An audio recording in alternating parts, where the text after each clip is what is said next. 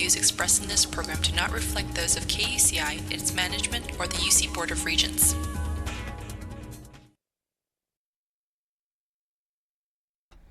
Hello, this is Nima Golbabai on KUCI 88.9 Irvine, and today on Rollercoaster in the Clouds we have a guest that I haven't had on my new show, but has been here multiple times on my old one, and he has a show that I don't... It's Bass Tunes, right? Yep, it's Bass Tunes, baby. This is Ari from Bass Tunes. You are listening to KUCI 88.9 FM in Irvine, and my show, Bass Tunes, runs Thursdays from 5:30 to 6 o'clock Pacific Standard Time. You can also check me out on Instagram at BassTunesKUCI. That is BASEDTUN as in Nancy, ESKUCI. And one very, very fun thing that we're doing right now, we are doing a fun drive, and we can play a promo at some point because we need to play some promos, but we are doing a fun drive from when you are listening to this. We are recording this the Sunday before. We are trying to raise $10,000 to help with station equipment, upkeep, maintenance, and providing the best experience for you, the listener. We are really trying our hardest out here every week, putting it in. We have a beautiful new class of recruits coming in, and we just want to keep expanding and keep the station up and running in the best way. We want to do it well. And if you've enjoyed this show, if you've enjoyed Rollercoaster in the Clouds, Bass Tunes, any of the awesome music shows, any of the awesome news programming, any of that, make a donation. Go to KUCI.org and you can see where to donate. So you just go on the website, put in your credit or debit. And No, not like that. It's through UCI. We only take crypto. We only take crypto. Don't. No. It's through UCI. They have their own storefront page. You go to KUCI.org for the link. It might be KUCI.org/donate. Try that one. Yeah. Go on there. Check that out if you ever do. And that's about it. I will say we are not doing any sort of gifts or anything. You might have remembered that from last year. So, yeah. Oh, like we're not going to give them anything? No. You're just donating to support. Well, I was really hoping for my $5,000 donation I would get a pin. Sorry, buddy. Good luck next time. Anyway, guys, what's $5? What's $10? What's $5,000? Give all your money to KUCI. Or as much as you want. A little helps. A lot helps. In between helps. Do what you want. But if you love this station, and if you've enjoyed our programming over any amount of time, especially years, help us out. We'd really appreciate it. Yeah, and they'll start paying us for these shows. Right, Arian? Come on, give me Knuckles. He's mad. I'm not mad. He was in leadership or something, and they gave him wages. I have not seen a penny because from you're this. not a member of management, buddy. I know. It's a privilege to be on the air, Nemo. You know what we really need? What do we need? I know we need, like, computers. We need speakers or whatever. We need a new microwave. Have you seen that microwave? I kid you not. I opened it. There was a bug inside of it. That's how disgusting it is. Hey, listen. We can clean it, but you know what else? If our microwave, that's another thing that you can help us with. Amenities for the people, especially the ones coming in late at night. You don't understand this. When you get a new show, you got to come in here like 2 a.m., 4 a.m., and you just got to be there. I tried it. It sucks, okay? Yeah. But guess what? You do what you got to do so you can be on the air. And you can do a lot of cool stuff at that time frame. So I have a lot of respect for people that do like 2 to 4 or like 4 to 6. I'm like, how do you do that? That's amazing. You don't sleep, and it ruins your sleep schedule. At least I did when I did it one quarter. But it's worth it. We always got training. So yeah, one more time, go to KUCI.org and find out how to donate. And that's about it. Also follow KUCI FM on Instagram. And that's it. So, Nima, I unfortunately did not end up giving you some sort of method because of the movie that I wanted you to see that I saw and we were going to do a review went out of theaters, right? They're trying to preserve the exclusivity of the movie, I think. Exclusivity. But what movie are we talking about? Animal Farm, the 2025, I think, movie published by Angel Studios, the guys who did the weird QAnon adjacent Sound of Freedom Wait, movie. I don't get that. Why did they? I thought this film is like being criticized for being like too liberal. No, I don't know about that. I'm saying they're the distributor. I don't know if they actually. No, they didn't. They didn't have anything to do with the actual creation of the movie. It was finished in 2025 and premiered at the Annecy Film Festival in the United Kingdom. And by the way, it didn't even get an actual film release in the United Kingdom. It is only released in May, and it has made $5.5 million on a $35 million budget. Ouch. And somehow it's directed by Andy Serkis, and I talked about this on my show.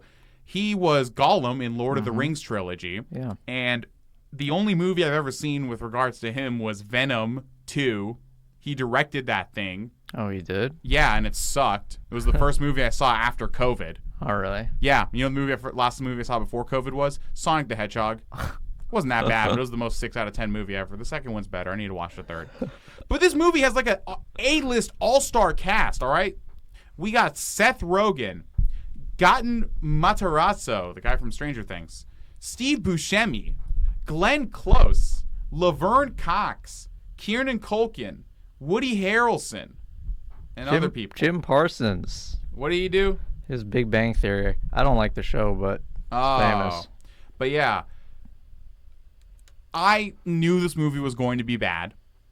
Actually, first off, you've read Animal Farm, right?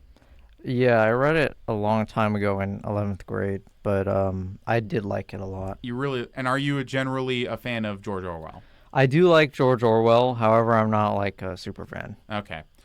What else have you read from him? I've read 1984 twice, and I think I may have read Homage to Catalonia, or at least part of it. Yeah, my good friend is a huge fan of that book. But Animal Farm itself is just a very interesting book in terms of like the time period around when it was written, because it's before the Cold War, and at that point, like when the book came out, people were shy to distribute it because it was around the time of World War II. And at that point, you know, the Western world, the Allies, were with the Soviet Union. And at least according to Orwell, I think he was working at the BBC or something when around that. And then he quit his job. And one of the things was it like the Red War? What was it? Was there something involving, was there like some sort of Soviet like massacre, catastrophe involving Red, the Russian Revolution? I don't recall. I have to look this up. Well, I think awful research. It's like, you mean the Trotskyists versus the Stalinists, or like the Purge? Yeah, I think you mean the Purge. But the Russian Revolution, I think, is like... Red Terror was a figment of Nazi imagination. That was one of the booklets for like a propagandist that the British Ministry of Information had put out. And that was one of the reasons that he decided to write Animal Farm. I see. But it's interesting, too, because it's not necessarily... And I find it really interesting that a lot of people will look at it. Like, I read this review from, I think it was National Review, some like fairly conservative-leaning publication, and it was also kind of getting it wrong. Like it's a thing against communism as a whole or socialism. Like, no, Orwell was an avowed anti-Stalinist first and foremost. If you look at Homage to Catalonia, he was a pretty much what you would call nowadays a democratic socialist. But I think people like the other thing about Animal Farm, the movie, that I think you highlighted on. I haven't heard any of the discourse around it being quote unquote too liberal. Is that I've heard people, dumb influencers on, but being either it's too woke, it's too not woke, it's too whatever, and it's like it's literally nothing. It's nothing. It doesn't have a point, and that's the biggest shame of it. Are we allowed to talk about you're talking about flatulence in this film? Can we talk about that? Yeah, of course we can talk about farting. Come on, you just can't cuss. I thought you couldn't talk about that on air. Okay, well, there's a lot of fart jokes in the movie. Oh no, I can't talk about farting. I'm very paranoid I say something incorrect. You know, one time what I did? What'd you do? When I was in England, I was I had to like submit my shows every week to Kevin, and one week I was very tired, and what I would do is basically I would like talk for like 45 minutes, and then I would like leave the audience with some songs at the end. Yeah, and I accidentally may have picked some songs that I did not look through, and it was an explicit version that was just like F-bomb, F-bomb, F-bomb, F-bomb, like for 10 minutes. And I got a very angry email from Kevin, and I felt really bad. But yeah, you got to screen your stuff. Yeah, I've actually done that partially. one of the words I can't even tell if you're. I think it's one of the words you can't say, but I've looked it up and I've had like varying mixed results. But What letter does it start with? It's another word for peeing. Oh, it starts with a P? Yeah. Yeah, I wouldn't say that. Yeah, no, but I played a song. It was the Badge. It was a cover of the song "The Badge" by Pantera from the Crow soundtrack, and I like that song a lot. But I didn't realize there's some bad words in that song. It's a punk song. It's an anti-cop punk song. Of course, it's going to be like that. But anyways, this movie's strange to me because there was a feature film adaptation. This was in the works with Andy Serkis since 2011. 2011, they were trying to make this, and it didn't get finished until 2025, and then didn't get released. Well, that should mean it's a great film. Yeah, it took a long time. There's not a thing called development. HE Double Hockey 6, definitely not. And it was going to be a 3D film in 2012. Netflix bought distribution rights, and then it finally got commenced production as an animated film in 2022. A joint venture, Netflix dropped the rights, and another year was finished, and it finally got done in 2024. It's listen, I don't know how to describe it. My face was palming so hard the entire time I was watching this film. Well, when's the last time you read the book? I read the book a week before I watched the movie because I was hearing about it on social media, and I was like, you know what? I like Animal Farm. I'm going to read it all the way through. And I did. It was a very good book. So you hadn't read it fully before? I'd read most of it. I don't think I actually finished it all the way through, which sucks because I wrote I had a whole research paper, something about that in my first year of college where I did about Animal Farm. I didn't even read the book, bro. I ain't going to even lie to you. But it wasn't really about the book itself. It was more about like the culture around it and like in specific things. So Napoleon is basically Stalin, and in my opinion, they cast the perfect man. Yeah, they cast Seth Rogen as Napoleon. It's a different vibe for Napoleon, definitely. I've never liked him as an actor. You've never liked Seth Rogen? No, I don't find him very funny. What's it called? The Studio, or what's it called? Studio? Was it Studio? Like The Interview? No, not Interview. It was something later. It was an Apple. What was it called? It was The Studio. It was The Studio. It was an Apple TV. It was an Apple TV series. I actually quite liked that one. It was a little huffing your own gas, but it was still pretty funny. It was like about making movies and making like a production. I just studio. find him unlikable. I just don't like him. Well, I like Seth Rogen, but I think it's because I don't know what comes to your mind as like character traits when you think of Napoleon and Animal Farm. A leader. It's been a while since I've read the book. Should have read the book, bro. Well, isn't he the leader? He takes over from Snowball.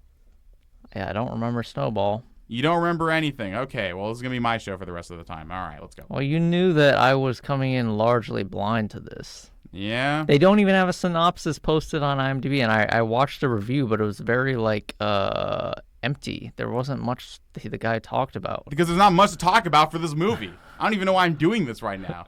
I could be playing Deadlock right now, bro. Well, we're gonna flow wherever we go. Yeah, I'm playing, Nima. I know. I'm just saying we don't need to even talk about this. I mean, we might as well just throw it in the trash. I'm not gonna throw it in the trash just yet because I have not discussed my thoughts on this movie in full on air yet, and I was planning on it, but then I got preempted by sports games. But the sports games are done, so I will be on tomorrow.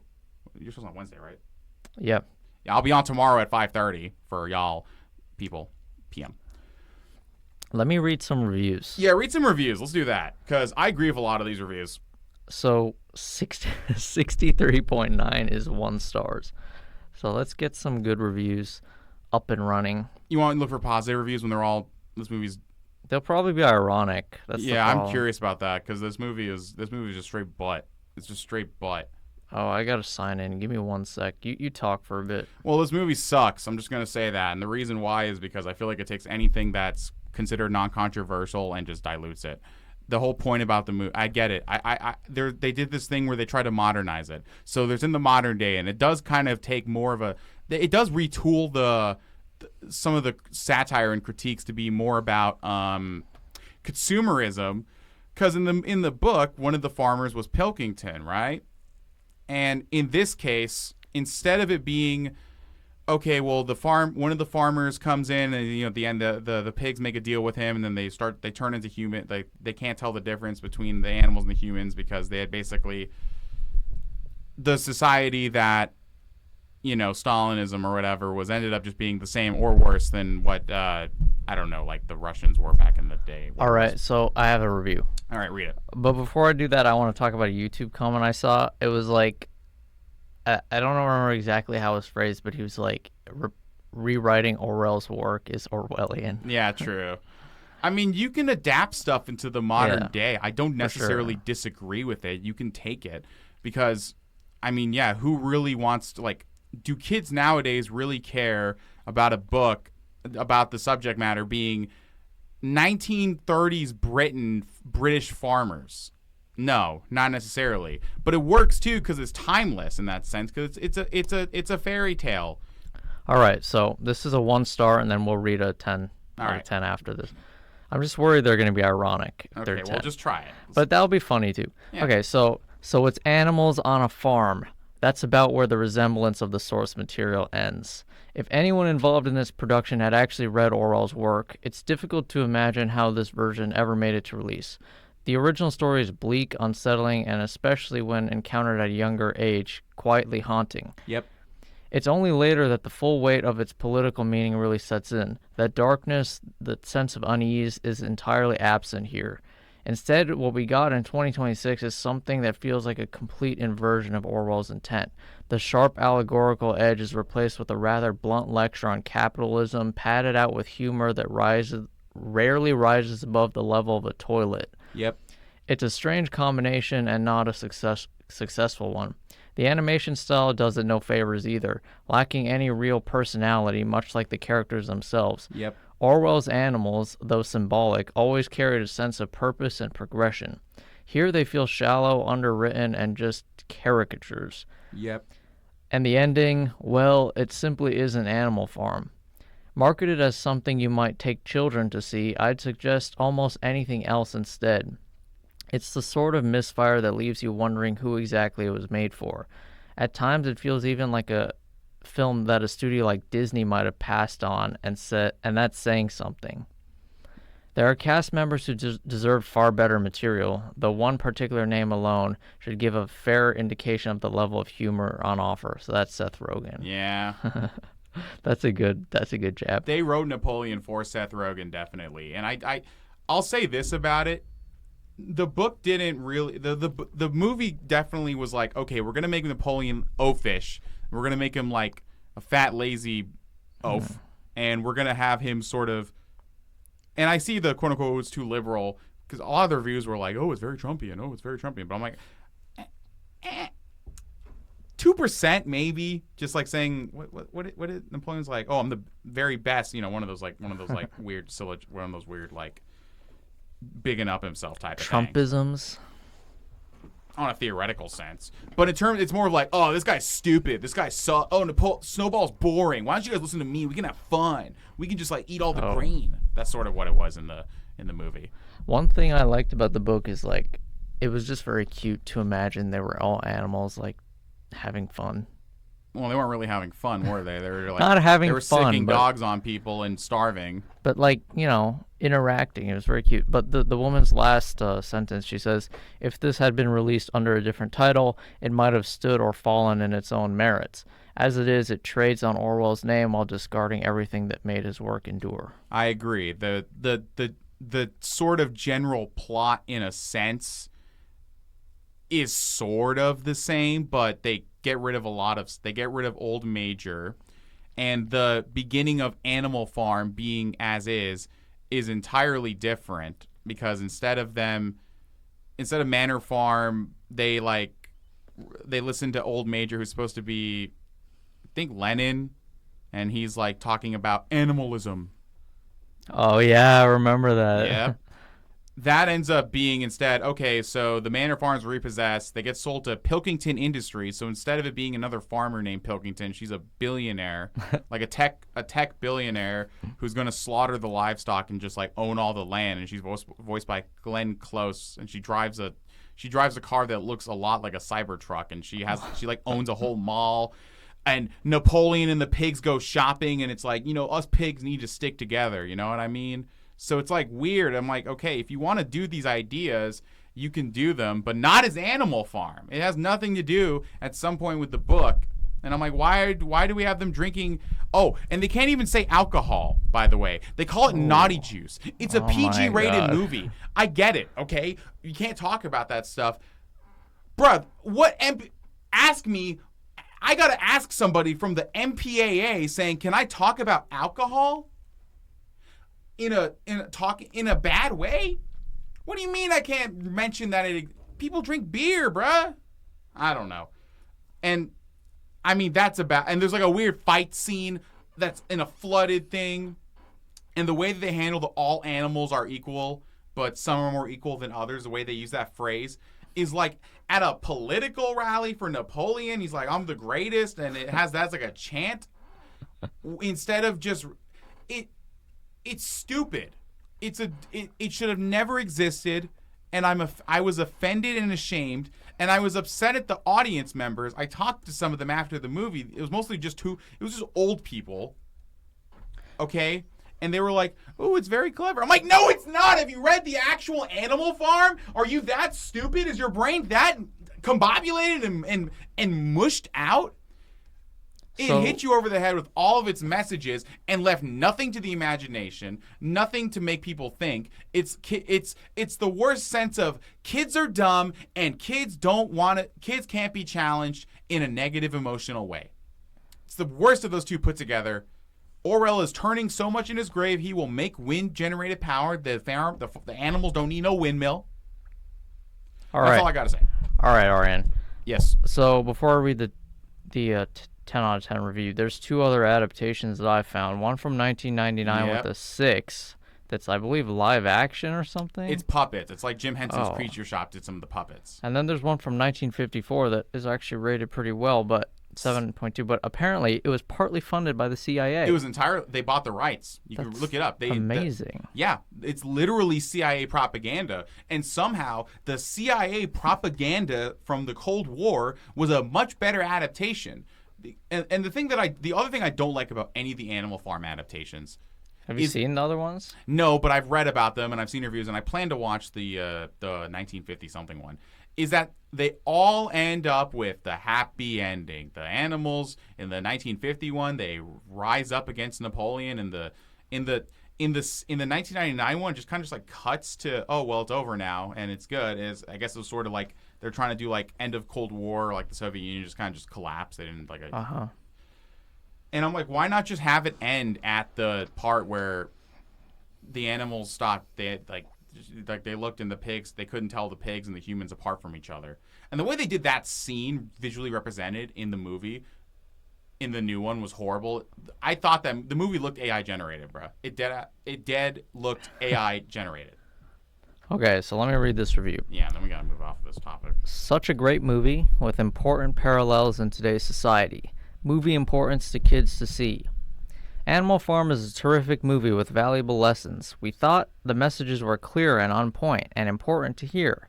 For people of every age group, most definitely. We love this well-crafted and well-cast movie. Our 10 and 14-year-olds talked about the movie, about the things they saw in the movie and they see in society now. So this is important, in all caps, time to roll this film out. And roll it out they did for 2 weeks, and then removed it from theaters. Yeah, now you gotta drive all the way up to Ontario to watch it, I think. They're showing it in one theater, one time. And she says, well done.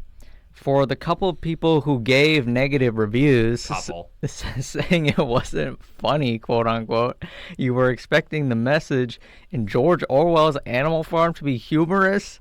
You really missed the boat. And the great messages in this thought-provoking movie. Good for all ages, most definitely. I like she presented herself as like an expert on the book. She's like, you expected it to be humorous? Yes, because the whole thing was not the whole thing, but there were so many attempts at humor, and there were a couple ones that made me chuckle a bit, but most of them I'm just like, this is stupid. And it's also, well, the whole premise is like satirical and comical and funny. Yeah, but I'm not talking about that necessarily. I'm talking about the jokes, quote unquote, that they were trying to do that were like laugh jokes, not like animalism is funny. like Yeah, communism. Yeah, of course. That's funny because they're animals. Yeah. But that's not necessary. But it's also meant to just be it's a fairy tale. You're supposed to suspend your disbelief. But yeah, enough about that movie. That movie stunk. Have you watched any good movies recently? Because I thought about this, and I'm like, wow, all the movies my girlfriend and I have seen in recent time have just been horrible because I might just have horrible movie taste. That's sad. I just don't go to the movies that much. What movies have you watched? And why are you not asking me for advice? I don't care about movies right now. I don't go to the movies. Okay, but what movies have you seen with her? Bruh, I don't know. We don't go to movies that often. The last movie we saw, because I was curious about it, was the latest SpongeBob movie, and it was fine. It was mid. But I actually rewatched the original recently. The original's fun. That's a good movie. It. It's a good SpongeBob movie. You know what was crazy about it? What? After all these years, I still remembered the lines and like what's the next scene. It was like it left a mark on me. It's our entire childhood for sure. That's somehow special. She barely watched it, even though she loves that show. She grew up with the SpongeBob, but not the. But I can't think of other movies that I've seen recently. To be honest with you, I just don't go to the films that much. And it's funny because I'm like, oh, there's nothing good on. And goes like, well, don't go to the theater. I don't go to the theater ever. I watch at home. I watch good movies, old films. But you got $8. You can just you can get like a membership and watch it for like $8 for free. On what? I think it's like a real. Oh, you mean in the theaters? I'm saying the movies in theaters aren't very good. But there's got to be some that are all right. I'm talking about movies that we've seen in theaters. Oh, well, yeah, but I'm not interested in movies in theaters. They're generally not ever great. They might be good, but they're never... The era of film we're in right now is perhaps the worst in history, really? I would say. Yeah, that's just accurate. I mean, you can argue that, like, the original silent films that were, like, 10 minutes, okay, fine. I'd submit those are worse, but you have to take it in their time. Well, I'm trying to watch Backroom. That's the next movie I'm going to go watch. Is that new? It's coming out next week, I think, or the week after. Horror movie? Yeah, it's like the Backrooms, like the internet thing. It's made by the guy who did what's that dude's name? Kane Parsons, who did all these like YouTube series. But come on, that's so uninspired. What do you mean it's uninspired? Like what, she's taking like Instagram reels for her. That's what she's getting this idea for. What, Backrooms? Yeah, that's like an internet meme or like trend. No, but this Kane person, they made the internet web series based off of this stuff, and he got an A24 budget to do his own movie. Of course I'm gonna watch it. It's gonna be scary. Apparently it's a short film. No, it's an hour 45 minutes. There's a full theatrical film called Backrooms coming out. All right, well, I wish this person the best of luck. Anyway, you were asking me what movies have I seen? Yeah, like new ones.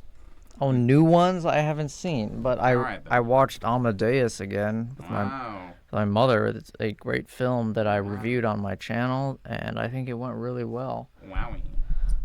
Apparently Sheep Detectives is actually good. What? I might actually go. It's a family film, but it's literally just like sheep sheep that become detectives when their farmer goes missing. Do you like animal-related films? Do I? Yeah. Sometimes. I saw a trailer in theaters when we were watching SpongeBob. I'm like, this is kind of fun. Turns out their reviews are good, so I'm actually going to watch it at some point. So is SpongeBob, they're still making stuff? The show, yeah. I watched a newer episode, and I was shocked by how low quality it was. Yeah, I haven't watched anything SpongeBob's like new in ages. It reminded me of the new Family Guy where they were forcing every joke and like it was nonsense. Regular show came out with a new season. It's coming out, the reboot. They're airing it. It's pretty good actually.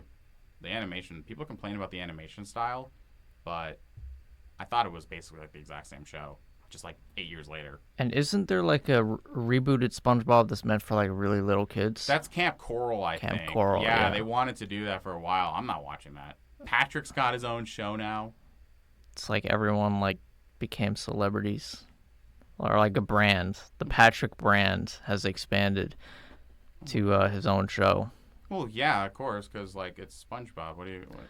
But anyway, talking about like how bad the new show is, and then I've seen like old episodes and old clips. I'm just shocked by how it holds up so well, and I like laugh now and how good it was. It's different now. At some point, you run out of ideas, and the old people aren't there. You know, I'm I'm like 50-50 on, ooh, a revival's fun. And then also like, you know what, we could just give us like, for like each revival that we see, give us like a couple of 10 episode seasons and just call it a day there after some time. Like, hey, here's some new episodes, or hey, we want to push the story into the future. The problem is, like, Hollywood has been de-risked and they don't ever want to make new stuff anymore. And this new stuff they make is increasingly lower and lower quality, but they just like taking one show and doing like 30 seasons and just like Yeah, 'cause it's easier. pumping out slop that is really, really, really bad compared to what they were before, or like making endless sequels or endless reboots or Yeah, all this stuff. it's been a thing for a while. I'm excited for a couple of things, so hopefully we see. I mean, Harry Potter 2. We got to talk about Harry Potter 2. Back for more. What do you mean Harry Potter 2? I'm talking about the HBO show. Is it out? No. When's it gonna come out? Isn't a few months, I thought. Really? Let's see. That I don't understand personally. It's like, okay, you kids still probably read these books. They can still watch the old movies and they hold up well enough. Oh, it's in December. Never mind. Well, okay. I made a whole video on my YouTube channel about this. I was very against it when I first heard the idea, and I'm still mostly against it now.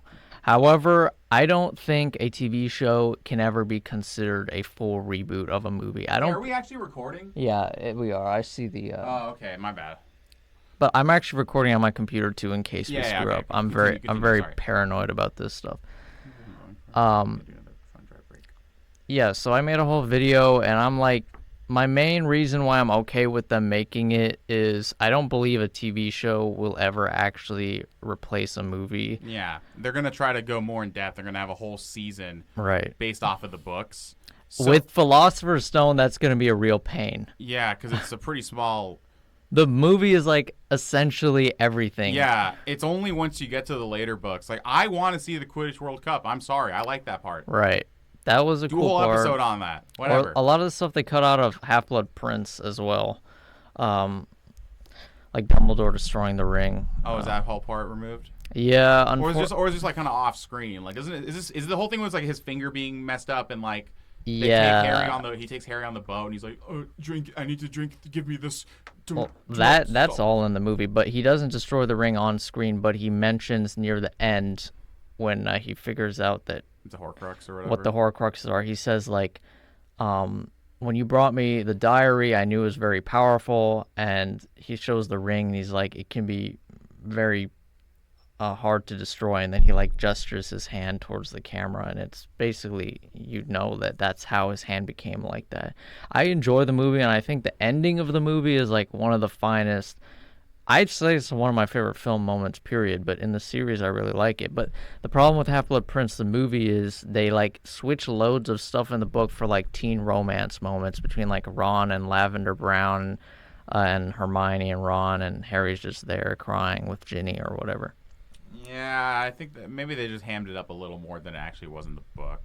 Although maybe it was more in the book. I don't remember. It's been so long since I've read or watched these. It's been a while. Right. I don't really plan to rewatch them anytime soon. I got other things to do. Like, I've seen these enough. The HBO show, It'll be interesting. yeah. We'll see how it goes. And it's going to make people go back to the movies and be like, oh, the movies were so good.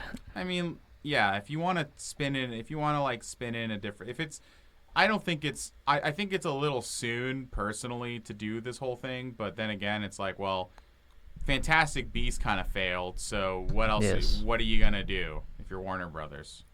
'Cause- Well, that goes back to our whole creativity thing. Yeah, they don't make definitely. anything new. They just want to like find a franchise and make the MCU out of it, make a cinematic universe, and just keep pumping out movies and TV shows.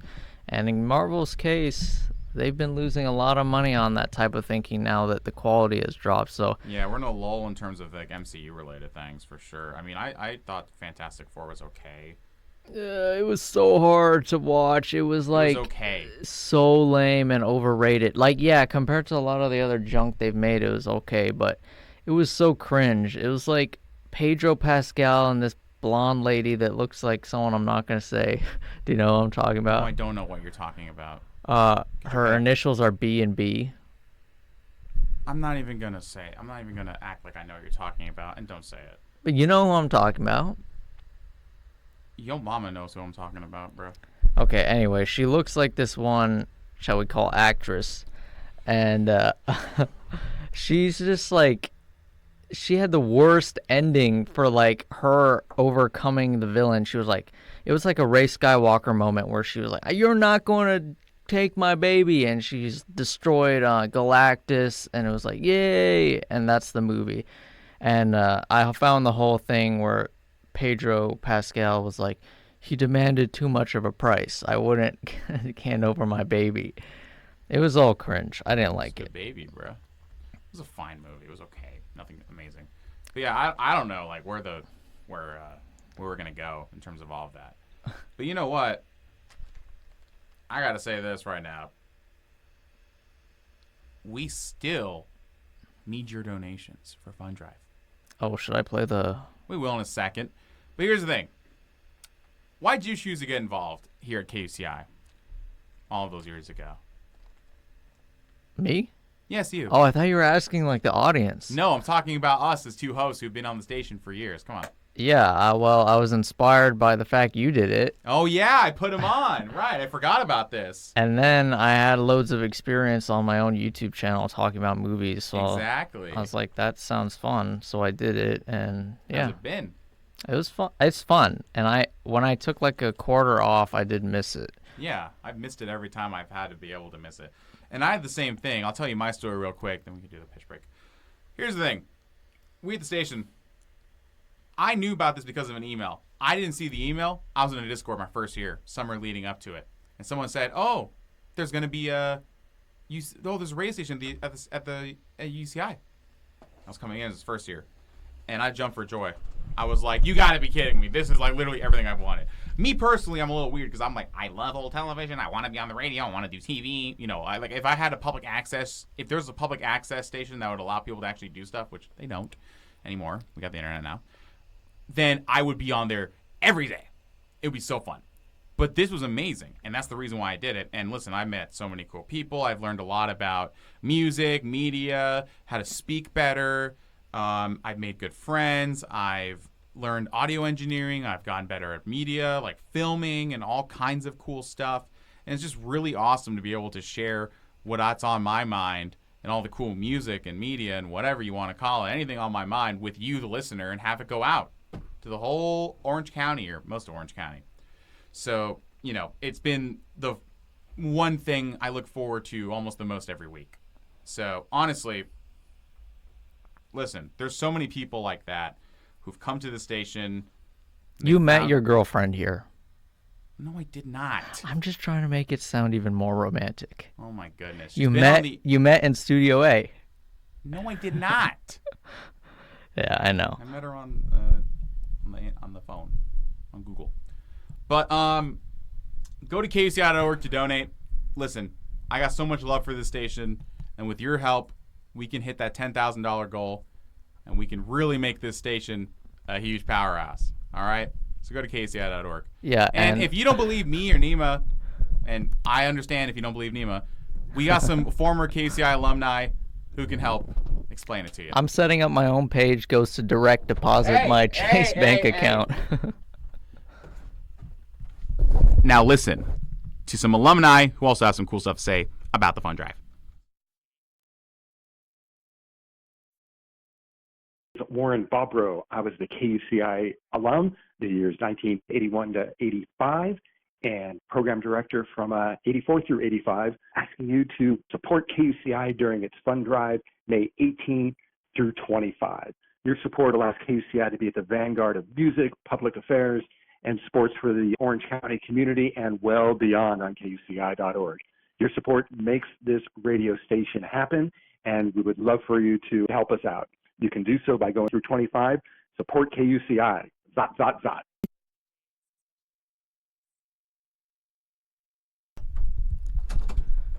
All right, so Ariane is in the bathroom, and we'll play the other promo when we're done. I have a little KUCI story that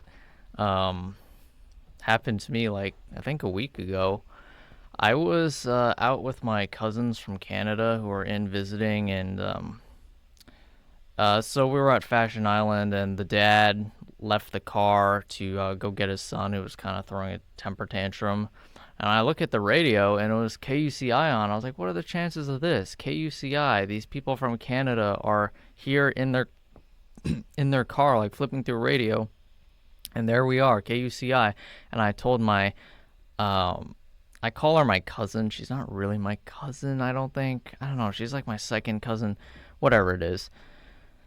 The woman married to the man who went to go get his son. And I was like, Natalie, this is my radio station. I'm on here. And she couldn't believe it. And it was really fun and cool. And it's kind of an honor. I can't even believe it sometimes that I'm on the radio. It's really, really special. And Arian was talking about how, like, KUCI taught him how to speak better. I still haven't learned how to speak better, but I'm trying.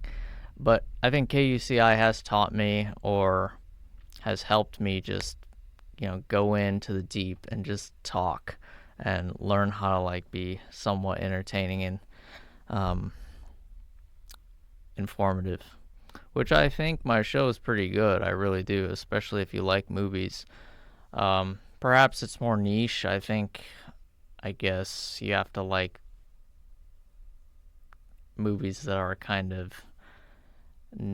Actually, it's not really niche, because I don't really talk about certain genres. I think you just have to like great movies. You can't be like a guy who's only into horror movies, or you won't really like my stuff as much. But I don't do like pretentious stuff. I talk about like Marvel, Star Wars, as well as,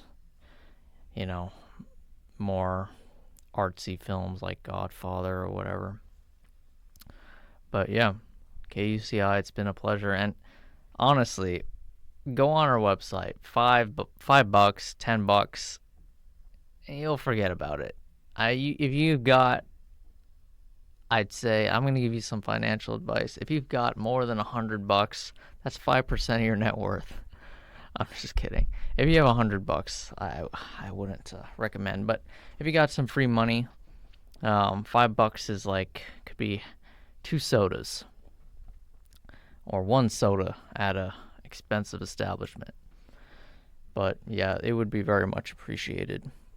So we've talked about a lot of things on this episode. We've talked about Animal Farm, which I didn't even get a chance to see. We talked about Harry Potter. But I think Arian is almost coming back in here. We got about 20 minutes left before Arian and I go get ramen. And what I think we should take this show is probably in the Harry Potter direction, I would say. Because that's something we can both talk about. Yeah, that's a lot. He's coming back in now. Okay, there he is. Back in the flesh, baby. Just had to go for a quick water break because, man, I haven't talked over 30-minute show in it's been at least almost a year at this point since I've had a 30-minute show. I don't know how I did it, an hour show at this point. Because I already feel like my voice be hurting and stuff from talking so much. 30-minute show gives me anxiety. Really? Yeah, because I feel like it's ending. I actually like 30 now because, honestly, I've had less to talk about a lot because a lot more of my mental energy has been spent towards my job. And I honestly just haven't really had similar interests and big of passions to talk about. This week's going to be good because I'm saving another topic from the bank now that today I thought that I would not have a show this week, but I do, which aka is tomorrow, Base Tunes KUCI at... So what are you going to talk about? Mortal Kombat 2 movie. Oh, yeah. I saw it at 10:30 p.m. last night at the Irvine Spectrum in IMAX. So you're telling me they made a video game movie that's actually good? For me as a fan of the series, yes. For you, you probably would think it's a little schlocky, but it's fun and there's a lot of good. There's Carl Urban is a good actor. Yeah, Carl Urban is pretty good at Johnny Cage. He's playing He's playing Johnny Cage as a washed-up actor. It's pretty good. A lot of good cursing, a lot of good humor, a lot of good punches and violence, and all kinds of cool effects and things like that. So it's pretty good. I didn't see the first one, so we'll see how that goes. I just didn't. It just did not interest me at the time. Isn't that the movie where the woman's like, "Too bad you"? No, that's the old Mortal Kombat Annihilation from 1990, I think 7 or 8. Because there was the I remember that one. Because there was a Mortal Kombat two Mortal Kombat movies in the 90s. The first one is a cult classic. The second one is apparently just horrible, awful. I haven't seen Annihilation, but I have seen the first one, at least most of it, and I do quite enjoy it. But this one's actually R-rated, which is nice. Because the first Mortal Kombat, the old ones were PG-13 for some reason. So there was good gore. Yeah. There's some cool stuff. It's not super over the top like all the time. It's more about just like the kung fu, like the actual like MMA, martial arts fighting stuff, and that's done pretty well, especially by some of the actors are more actually trained fighters. Like Carl Urban is not exactly the most. He joked about it in interviews, like, oh yeah, you're a lot more flexible when your stunt doubles around. Because like a lot, all the like he'll be like kind of like stilted and old guy, and then you have him doing backflips and crazy stuff with a stunt double. But I wonder if you would like Kill Bill. I have seen Kill Bill both volumes, and I did quite like it. It was a lot to watch back to back. I don't know why we decided to watch it, and I decided to watch it back to back at that time, but it was a lot. But I did like Kill Bill volumes 1 and 2 a lot. I think I liked volume 1 better. Yeah, I mean, for me, they're about equal. I know why people like volume 1 more most of the time because it's like kind of more actiony. Yeah, it's a little volume 2's a bit slow for a bit, and then it comes back. And I get it's part of the story and all of that with Uma Thurman's character, but I like the ending of volume 2 a lot. But I don't know. I haven't seen it. I watched it one time a couple of years ago, so we'll see. I don't really have any interest in rewatching it, but I just don't want to watch movies right now, honestly. Like unless it's the weekends or something. After work, I don't really want to do much. Do you watch any TV shows? I mean, I watch regular shows, first 5 episodes, but before that, not really. No, I've been listening to a lot of YouTube and just like playing Deadlock on my computer a lot. That's about it. What is Deadlock? Oh, I'm glad you asked, buddy. Deadlock. Let's see, I'm doing great interviewing. Yep, I've been talking about it for a long time on my show too, because it's like, oh, I'm really doing it, and my high school friends just got into it as I'm starting to get bored of the game finally, which is really funny, but I'm still enjoying it. I found a new character and I'm liking it. Deadlock is a upcoming third-person shooter MOBA hybrid by Valve, known for Counter-Strike, Half-Life, Dota 2, Team Fortress 2, Portal, Left 4 Dead. You know those games. Everybody who had a computer growing up knew about Valve games, and they're a mainstay. And this is their next big original game, and it's really interesting. Nice a weird noir, old school 1930s, 40s New York and occult vibes. Very, very interesting. Very nice, amazing art direction now, especially with the later sets of updates starting in 2025. And I've been playing it since it was first released for invite-only playtesting, which is still the way you do it, but you can just immediately get an invite. I gave you an invite, Nemo, as well. I think you have it. That was the game. I apologize. I haven't played it. That's fine. You have to accept it and then download it. I think it's like a 20 gig download now. But it's pretty fun. It's very difficult. It's very difficult because not only do you have to know all the MOBA stuff like League of Legends, but you also have to aim and shoot and move. Tell me what I've been playing recently. I don't know. A bunch of No, you know. You talked to me about it. Skyrim. Oh yeah, you have been playing Skyrim, huh? You're still playing that game 10 years at late, 15 years. It's almost 15 years old. And you're still somehow interested in it after 15 years. I'm not the only one. I know you're not the only one. I think that's crazy. It's the No, same. man. It's not multiplayer. There's not progression. Trust me, you don't know how detailed the game is. With all the mods that you install. I don't even use story mods. I use graphic mods and house mods, basically. That's it. I know there's a lot to do. I could never really get into open world games like that, honestly. Even when I do finish them, I'm like, okay, well, I beat the main quest. I'm kind of just done.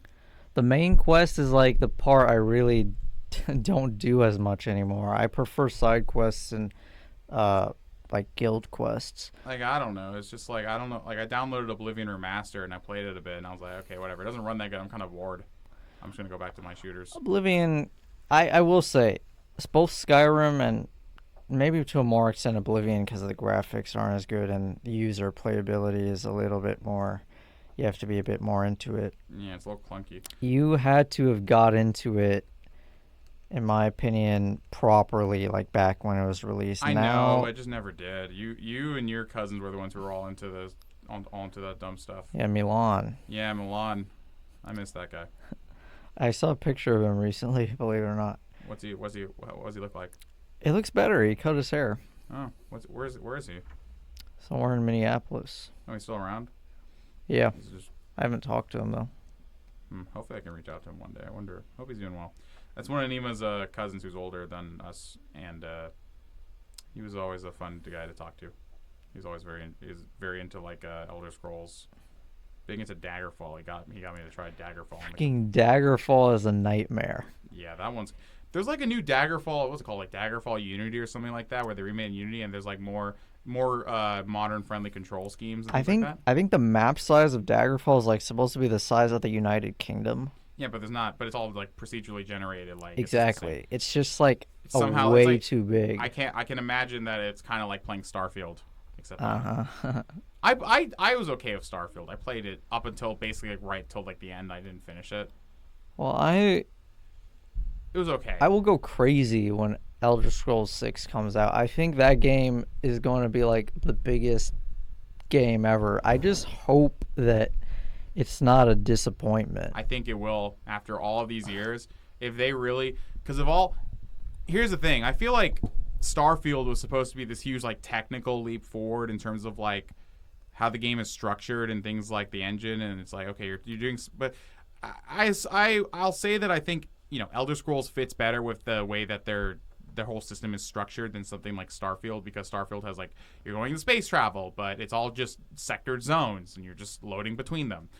Like even the big city in was it New Atlantis in Starfield, you have to go, you open a door and it's a loading screen. I get it's not that big of a deal, but when you have games like Cyberpunk that have all that stuff, then I don't know. Ultimately, the Elder Scrolls 6 is going to hinge on, do they stay true to their roots, and do they like create a game that players have been used to, that's story focused, good on combat, but mostly story and open world focused. If they try to change the winning formula, try to make it less open world, try to restrict things, try to like make it like a normal RPG where there's like loads of characters everywhere that you can't talk to and there's no detail to the world and it just feels like a cookie cutter game like a lot of other RPGs, then they're going to have problems. But if they stick to their roots and just make an updated, nice Elder Scrolls game, I think they need to innovate a bit is the thing. I think they need to. I think